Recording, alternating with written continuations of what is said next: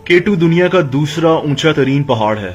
सतह समंदर से 28,251 फीट की बुलंदी पर मौजूद केटू पाकिस्तान के गिलगित बल्तिस्तान के इलाके में मौजूद है।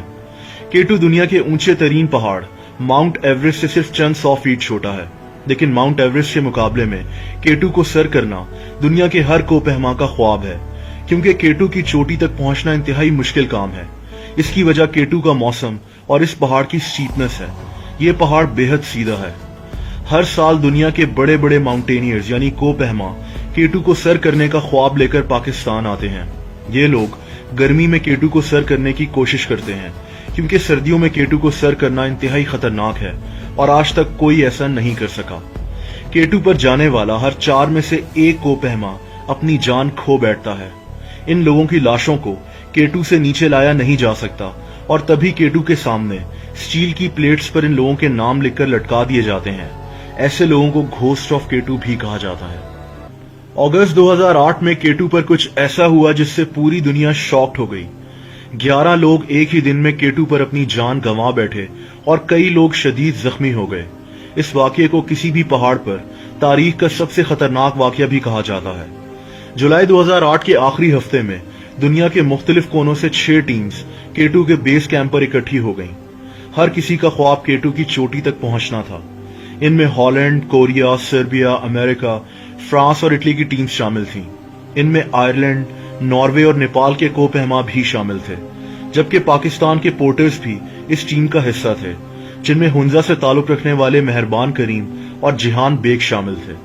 पोर्टर्स उन लोगों को कहा जाता है जो कोपहमाओं की मदद के लिए उनके साथ पहाड़ पर जाते हैं। लेकिन केटू को सर करना आसान नहीं था। ये टोटल 30 लोग थे।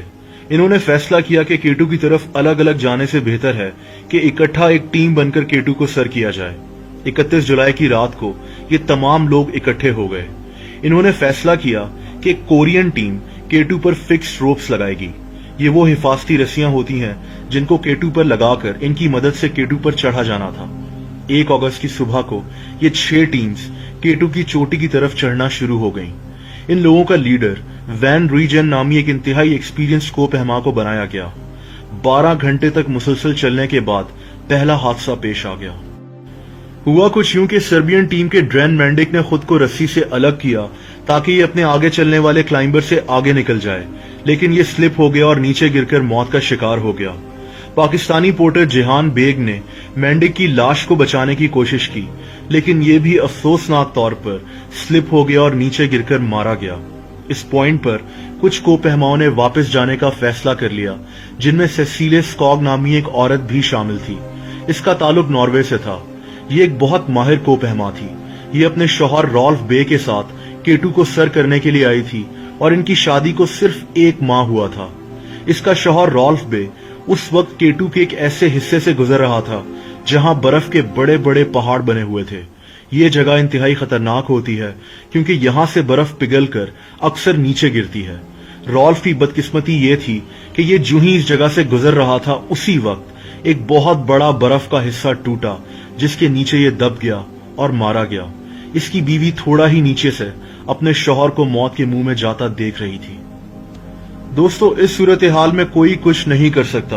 किसी की लाश को भी रिकवर करना खतरे से खाली नहीं होता। कुछ घंटा पहले पाकिस्तानी पोर्टर जिहान बेग भी इसी तरह मौत के मुंह में गया था। केटू की चोटी के इतने नजदीक आकर अब लोग वापस नहीं जा सकते थे। 3 लोग मारे जा चुके थे, लेकिन इन लोगों ने अपना सफर जारी रखा। इस एक्सपीडिशन का लीडर वैन रूइजेन शाम के 7 बजे केटू की चोटी पर पहुंच गया। इसके साथ 4 और लोग भी शामिल थे। दुनिया का दूसरा ऊंचा तरीन मकाम, अंधेरा और सर्दी ऐसी कि लोगों के जिस्म अकड़े हुए थे और इस हालत में केटू से नीचे उतरना बेहद खतरनाक था। इनको नीचे कुछ टॉर्च लाइट्स नजर आ रही थीं। ये कोरियन क्लाइंबर्स थे जो केटू की चोटी की तरफ बढ़ रहे थे। अचानक ये टॉर्च लाइट्स गायब हो गईं। वैन रूइजेन को काफी परेशानी हुई, लेकिन ये लोग नीचे उतरना शुरू हो गए। जिस बर्फ के पहाड़ के नीचे रॉल्फ बे आकर दब गया था, उसी बर्फ ने हिफाजती रस्सियों को भी तबाह कर दिया था। ये लोग अब बढ़ चुके थे। नेपाल का एक कोपहमा ज्यूमिक भोटे केटू के एक खतरनाक तरीन हिस्से बॉटल नेक में फंस चुका था। ये जगह इंतहाई फिसलने वाली और स्टीप होती है। इसके दोस्त पसंग भोटे ने इसकी मदद करने की कोशिश की, लेकिन ये दोनों अंधेरे में स्लिप हो गए और केटू के बर्फीले पहाड़ में कहीं गिरकर मौत का शिकार हो गए। बॉटल नेक के हिस्से में एक 61 साला फ्रेंच क्लाइंबर भी फंसा हुआ था। इसका नाम ह्यूज डॉबरेट था। इस आदमी की मदद के लिए इसके साथ पाकिस्तानी पोर्टर मेहरबान करीम भी मौजूद था। ह्यूज को डर था कि इसकी ऑक्सीजन की बोतल खत्म हो जाएगी और ये तेजी से नीचे की तरफ उतरना शुरू हो गया, लेकिन अफसोसनाक तौर पर सिर्फ 10 मिनट के बाद ही ये भी नीचे गिर गया और इसके बाद इसका पार्टनर मेहरबान करीम भी फिसल कर अंधेरे में बर्फ में कहीं गुम हो गया।